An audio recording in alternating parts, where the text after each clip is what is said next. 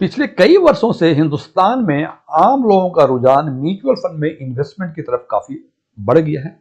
और इससे ऐसा लगता है, एक आम आदमी को ऐसा लगता है कि शायद बैंक के सारे पैसे म्यूचुअल फंड में आ गए और बैंक कहीं आने वाले दिनों में खाली ना हो जाए। लेकिन एक इंटरेस्टिंग फैक्ट है कि इतने रुझान होने के बावजूद यदि हम डेटा पर नजर डालें कि म्यूचुअल फंड में कितने पैसे लोगों के लगे हैं और बैंक में कितने पैसे लोगों के हैं, तो 31/3/2025 यानी मार्च 2025 को टोटल म्यूचुअल फंड्स का एसेट अंडर मैनेजमेंट करीब 80 लाख करोड़ का था।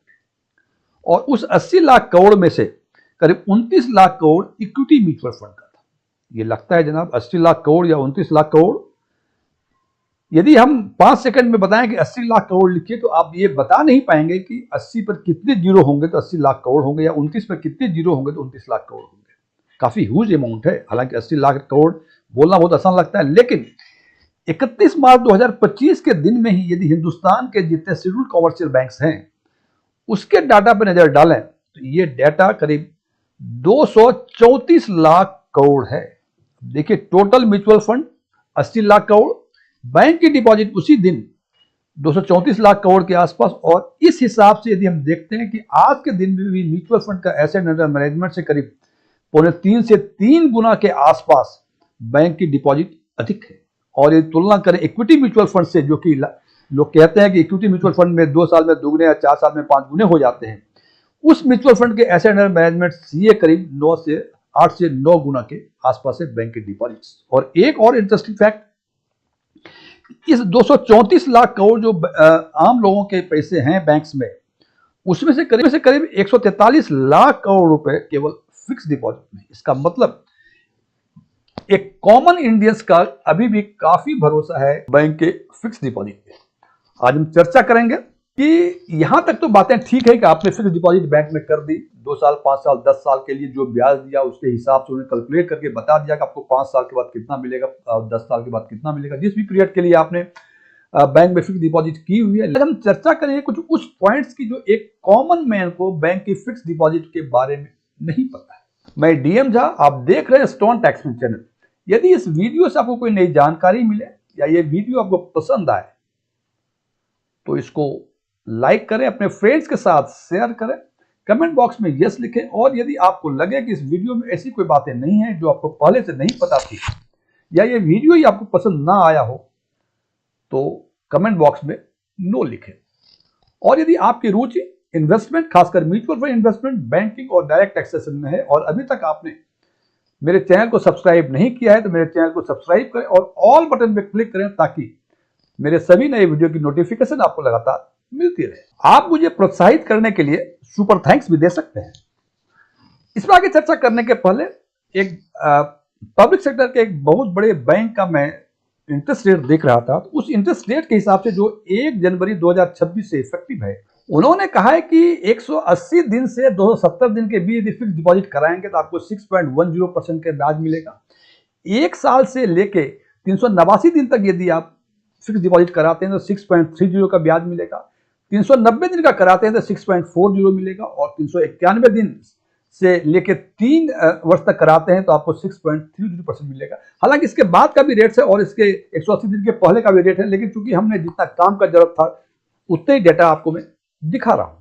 अब आपने बैंक में फिक्स डिपॉजिट कर दी कोई पार्टिकुलर पीरियड, जो भी आपको समझ में होता है उसके हिसाब से आपने फिक्स डिपॉजिट कर दी, और उस पीरियड के लिए जो भी बैंक ने डिक्लेयर किया है ब्याज की रेट, वो आपको निश्चित रूप से देंगे और आपको पहले बता देंगे कि जितने पीरियड के लिए आपने एफडी की है उस पीरियड के, यानी 3 साल के लिए कराया है तो 3 साल के बाद आपको कितने पैसे मिलेंगे। और यदि आप एफडी कंटिन्यू रखते हैं उतने पीरियड तक तो उसमें 1 पैसा कम नहीं मिलेगा। जितना उन्होंने बताया कितने मिलेंगे तो उतने मिलेंगे, इसमें कहीं कोई शक शुबा की बात नहीं है।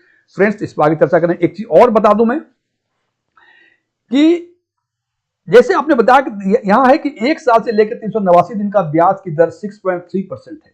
तो सामान्य अवस्था में यदि हम जोड़ें कि हमने 1 लाख रुपए कराए 1 वर्षों के लिए, तो इस हिसाब से हमें 6,300 रुपए की ब्याज मिलेगी, यानी 1 वर्षों के बाद 1,06,300 रुपए की ब्याज मिलेगी। लेकिन आप जब फिक्स डिपॉजिट में देखेंगे तो ये रकम थोड़ी सी उसमें अधिक दिखाई होती है। इसका कारण ये है कि हमने यहां जो कैलकुलेट किया ब्याज की दर वो सीधा फ्लैट सिंपल रेट में कर दिया, जबकि बैंक में जब ब्याज दिया जाता है वो क्वार्टरली कंपाउंड होता है, यानी त्रैमासिक चक्रवृद्धि ब्याज लगता है। इसीलिए एक साल के बाद चूंकि 4 क्वार्टर हो जाते हैं उसमें, तो 6,300 से कुछ अधिक रकम मिलती है। अब आपने फिक्स डिपॉजिट कर ली, लेकिन जनाब आपने जब फिक्स डिपॉजिट की थी उस टाइम आपको लगा था कि ये पैसे 3 साल के लिए, 5 साल, जितने साल की एफडी कराई है आपने उतने साल के लिए आपको पैसे की जरूरत नहीं पड़ेगी, इसी के लिए आपने फिक्स डिपॉजिट कराई थी। लेकिन ये जिंदगी है जनाब, पैसे की कब इमरजेंसी पड़ जाए, कब पैसे की जरूरत पड़ जाए, कोई नहीं कह सकता। और यदि उस टेन्योर, उस पीरियड के पूरा होने के पहले यदि आपको पैसे की जरूरत हो जाती है और आप बैंक जाते हैं, तो बैंक आपको 2 ऑप्शन देता है। एक कहता है कि पैसे लेने हैं, आप उस फिक्स डिपॉजिट के अगेंस्ट लोन ले सकते हैं, और दूसरा ऑप्शन देते हैं कि उस एफडी को प्री मैच्योर कर लें, यानी उस एफडी को तोड़वा दें। आज हम चर्चा करेंगे कि ये देखना बहुत आसान लगता है कि लोन ले लो कोई दिक्कत नहीं है, यार प्री मैच्योर तोड़वा दो कोई दिक्कत नहीं है, लेकिन जब आप इंटरेस्ट कैलकुलेट करते हैं तब लगता है कि बैंक हमें क्या दे रहा है और बैंक हमें क्या ले रहा है हमसे। इसकी चर्चा आज की वीडियो में डिटेल में करेंगे। उदाहरण के तौर पे हमने माना कि आज के दिन 24 जनवरी 2026 को 10 लाख रुपए हमने 3 वर्षों के लिए फिक्स डिपॉजिट कराई, और 3 वर्षों का जो रेट ऑफ इंटरेस्ट आज के दिन में अप्लीकेबल है वो 6.30% है।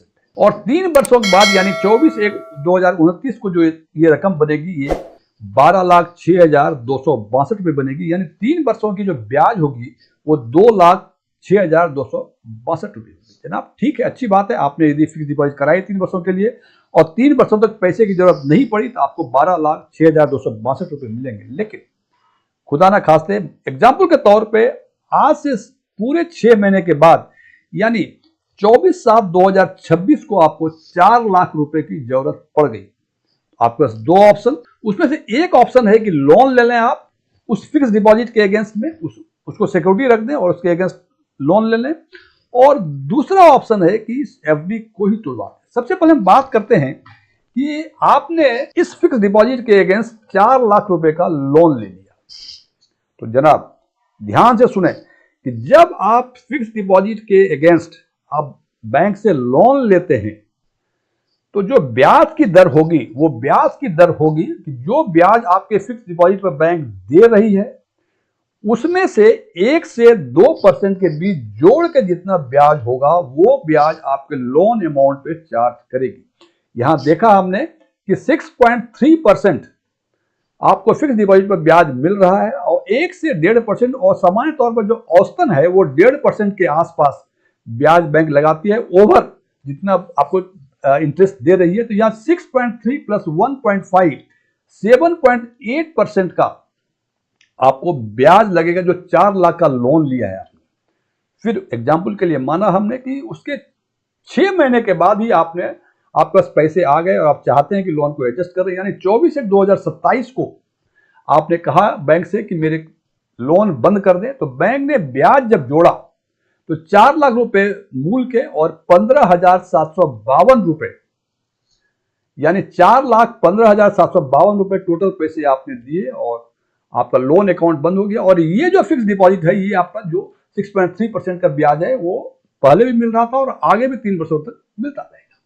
यहाँ कितना अच्छा लगता है सब कुछ ठीक ठाक है। लेकिन अब यदि इसको कैलकुलेट करें कि यहां देखा आपने कि 4 लाख रुपए पर 6 महीने पर आपने 15,752 रुपए ब्याज दिए। अब इसी पीरियड का यदि हम जोड़ें कि जो हमारे फिक्स डिपॉजिट थी उसमें 4 लाख रुपए पर 6 महीने में कितना ब्याज बनता है, तो जनाब 3 साल में ब्याज बन रहा है 2,06,262 रुपए, और ये 10 लाख पर 3 वर्षों के लिए बन रहा है, और 4 लाख यदि कैलकुलेट करते हैं ये आता है 12,699 रुपए। यानी यदि आपने बैंक से लोन लिया तो आपको 15,752 रुपए लगे, और उस जिस सिक्योरिटी के अगेंस्ट, जिस फिक्स डिपॉजिट के अगेंस्ट लोन लिया था उसके 4 लाख पर ब्याज बनते हैं 12,699 रुपए। आपके पास दूसरा ऑप्शन है कि आप पूरी की पूरी एफडी तोड़वा दें। हमने एग्जाम्पल के लिए माना कि आज से 6 महीने के बाद जब लोन की जरूरत पड़ी तो लोन नहीं लेंगे, हम फिक्स डिपॉजिट को तोड़वा देंगे। तो देखते हैं उसमें व्यवस्थाएं क्या है। तो जब बैंक के फिक्स डिपॉजिट अवधि के पहले यानी प्री मैच्योर कैंसिल कराते हैं, तो उसमें जो ब्याज जो एप्लीकेबल रेट हुआ, किस दर पे ब्याज देगा, इसके एक कुछ व्यवस्थाएं बैंक ने रिजर्व बैंक ऑफ इंडिया के आदेशानुसार बना रखी है। उसमें ये कहा गया है कि जितने दिनों तक पैसे आपके बैंक में रहे, यानी 24/1/26 को आपने पैसे जमा किए थे और 24/7/26 यानी पूरे 6 महीने के बाद आप चाह रहे हैं कि बैंक की एफडी को तोड़ दें, 6 महीने पैसे रहे, तो देखेंगे जिस दिन आपने फिक्स डिपॉजिट बनाई थी, यानी 24/1/26 को जब फिक्स डिपॉजिट बनाए थे, उस दिन 6 महीने के पीरियड की ब्याज की दर क्या थी, और जो मैंने पहले बताया था कि ब्याज की दर जो अप्लीकेबल थी वो 6.1% थी। तो 6.1 पर जो भी अप्लीकेबल रेट थी उसमें से 1 से लेकर 2% तक इंटरेस्ट रेट माइनस करते हैं और औसतन ये 1.5% के आसपास है। तो यहां जो अप्लीकेबल रेट होगा 6.1 माइनस 1.5 इज इक्वल टू 4.6%। इसका मतलब जो 10 लाख रुपए आपके 6 महीने बैंक में रहे उस पे ये 4.6% का ब्याज की दर थी, ना कि आप समझते हैं कि 6.3% देगा। जनाब ऐसा नहीं होता, ये 4.6% देंगे और 24/7/26 को जो आपको पैसे मिलेंगे 10 लाख रुपए मूल के मिलेंगे और 23,152 रुपए आपको ब्याज के मिलेंगे। फ्रेंड्स, सब मिला के आपको 10,23,152। बात करते हैं कि 4 लाख जब लोन लिया था आपने तो 15,752 रुपए ब्याज देने पड़े थे, जबकि उस पीरियड में बैंक ने हमें 12,699 रुपए का ब्याज दिया था। और यहां जब प्री मैच्योर कैंसिल करा रहे हैं हम 6 महीने में ही, तो टोटल 10 लाख पे 23,152 रुपए दिया, लेकिन 4 लाख पे यदि कैलकुलेट करते हैं ये आता है 9,252 रुपए। इसका मतलब देख लें एक चीज कि बैंक दे रही है 12,699 रुपए, लोन लिया तो आपसे उसी पीरियड के लिए उसी अमाउंट पर ब्याज लिया 15,752 रुपए, और ये तोड़वा लिया आपने तो उसी पीरियड 6 महीने के लिए 4 लाख पे ब्याज देती है 9,252 रुपए। अब ये डिफरेंस देखें हम देखते हैं कि ओरिजिनल जो ब्याज दे रहा है था वो 12,699 रुपए, अब ब्याज ले लिया उसने 15,752 रुपए, तो 3,053 रुपए जो है इन्होंने आपसे एक्स्ट्रा ब्याज लिया। और यदि आपने तोड़वा दी तो जनाब आपको 12,699 रुपए ब्याज सामान्य अवस्था में बैंक देती है आपको, लेकिन अभी आप जब तोड़वा लिया आपने तो 9,252 रुपए ही ब्याज दिए 4 लाख पर 6 महीने के लिए। इसका मतलब जो ओरिजिनल ब्याज मिलता 4 लाख पर 6 महीने के लिए 12,699, उससे 3,447 रुपए कम देके 9,252 रुपए का ही ब्याज दिया। फ्रेंड्स, ये कैलकुलेशन दिखाया हमने कि आपकी जब फिक्स डिपॉजिट बैंक में है और समय के पहले यदि आप चाहते हैं कि पैसे की जरूरत पड़ गई तो आपको प्री मैच्योर करवाना चाहिए या उस पर लोन लेना चाहिए, डिपेंड करता है बहुत सारे फैक्टर्स पर। लेकिन जब ये निर्णय लेंगे कि आप लोन ले या प्री मैच्योर कराएं तो ये कैलकुलेशन को आप देख लें जो सामान्य तौर पे आपको नहीं मालूम होता है और हमें लगता है कि हमने लोन ले लिया, बैंक ने लोन एडजस्ट कर दिया, कितना अच्छा है कितना अच्छा, लेकिन जब पैसे जोड़ेंगे तो आपको इतने घाटे होने की संभावना है।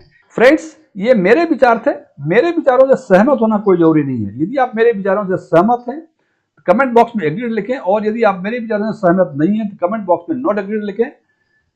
लेकिन नॉट एग्रीड लिखने के साथ साथ ये जरूर बताएं कि आप हमारे किस विचारों से सहमत नहीं थे, सो दैट आने वाले वीडियो में इसको इनकॉर्पोरेट करके वीडियो की क्वालिटी को मैं इंप्रूव कर सकूं। Thank you.